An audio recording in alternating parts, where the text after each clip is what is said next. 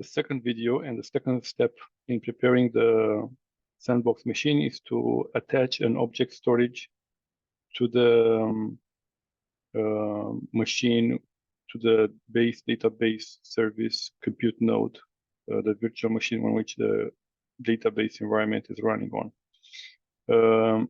So I have this object storage bucket here, data, called data, and it has the namespace, a location in UK, London, and it has 3 files I'm going to use on my sandbox to develop my first application.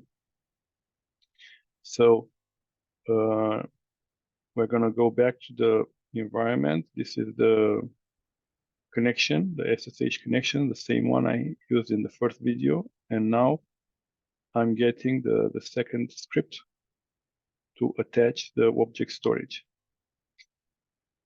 This script is called object storage bucket sh, and I need first to set some variables in order to attach the bucket to the compute node. So first,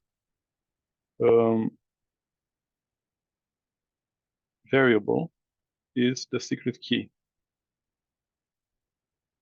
The second one is the access key, and all these keys have been created on my object storage environment using my user. The third one is the namespace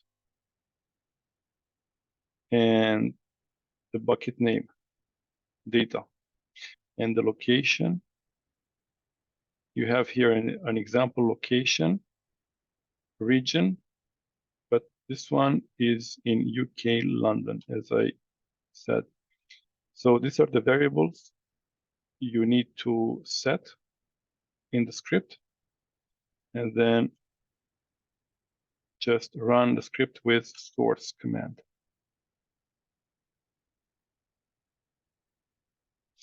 And you can see here the object storage bucket was mounted under the folder mnt bucket, and it has the same 3 scripts.